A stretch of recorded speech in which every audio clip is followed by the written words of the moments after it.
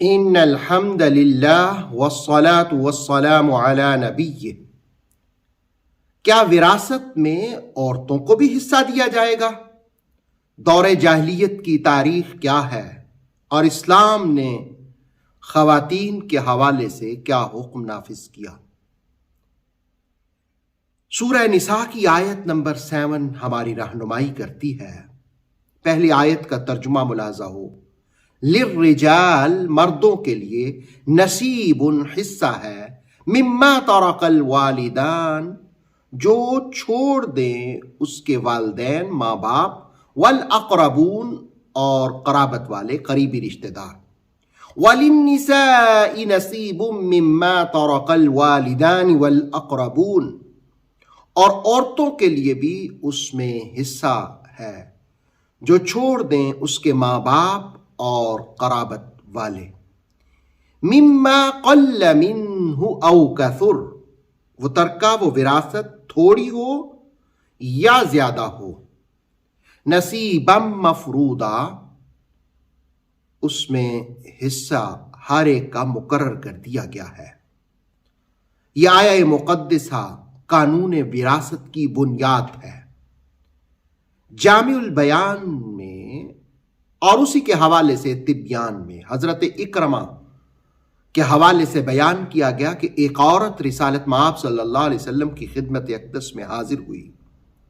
اس نے عرض کیا کہ یا رسول اللہ صلی اللہ علیہ وآلہ وسلم، میرا خاوند فوت ہو گیا ہے، اس نے مجھے اور میری بیٹی کو چھوڑا، لیکن میری بیٹی کا جو چچا ہے یعنی خاوند کا بھائی، اس نے ساری دولت لے لی، ہمیں کچھ بھی نہیں دیا۔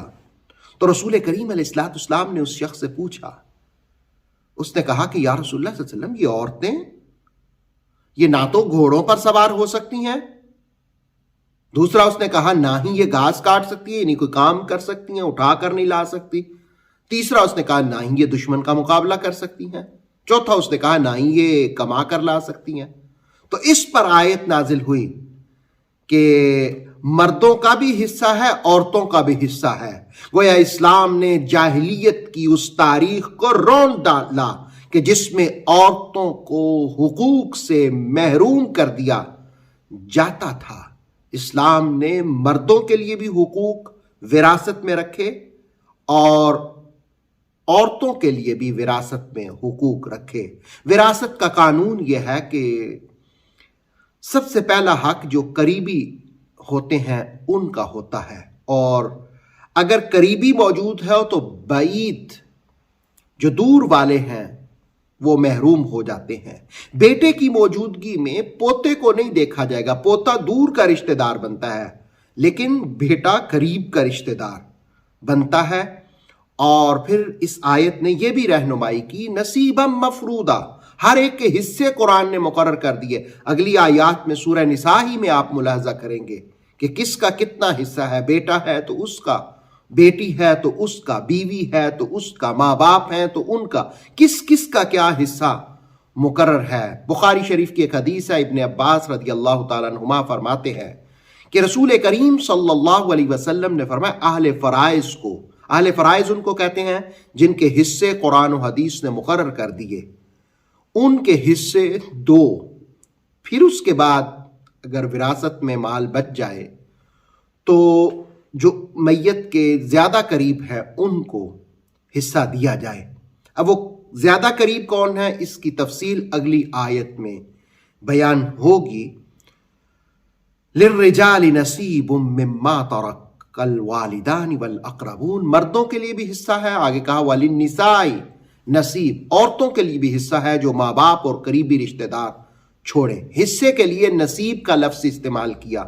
نصیب دراصل اس پتھر کو کہتے ہیں جو نشان لگا ہوا ہو، جب حصوں کی تقسیم ہوتی ہے تو نشان لگا دیے جاتے ہیں، یہ فلاں کا ہے، یہ اس کا ہے، یہ فلاں کا ہے، تو اس لیے اس کو حصہ کہہ دیا جاتا ہے۔ قرآن حکیم نے انسانی وقت اور انسانی قدروں کو ملحوظ خاطر رکھا، مقام کو ملحوظ خاطر رکھا اور اس کے مطابق حصوں کی تقسیم کی۔ آپ اگلی آیات میں اس کی تفصیل انشاءاللہ ملاحظہ کریں گے۔ اللہ رب العالمین ہمیں علم الفرائض سمجھنے کی और उसके मुताबिक अमल करने की तौफीक अता फरमाए। फी जमाना बाज इलाकों के अंदर दौरे जाहिलियत के अंदर अब भी औरतों को विरासत से महरूम किया जाता है। दरअसल ये इस्लाम के खिलाफ है, ये इस्लाम न समझने वालों का अमल है। बाज़ औक़ात तो बाज़ ऐसे एरिए भी हैं, सुना जाता है कि उनमें औरतों की शादी भी इसलिए नहीं की जाती कि विरासत जो है दूसरों की तरफ चली जाएगी। तो ऐसा करना ज्यादती है। जब कुरान ने हिस्से औरतों के मुकर्रर कर दिए हैं तो उनको उनके हिस्से से महरूम नहीं करना चाहिए। ऑथेंटिक इस्लामिक नॉलेज के लिए नूरे वही यूट्यूब चैनल को सब्सक्राइब कीजिए, बेल आइकन को भी लाजमी प्रेस करें। नूरे वही के फेसबुक पेज, टिकटॉक और इंस्टाग्राम को भी फॉलो और लाइक कीजिए ताकि हमारी हर नई आने वाली वीडियो आप तक बर वक्त पहुँच सके।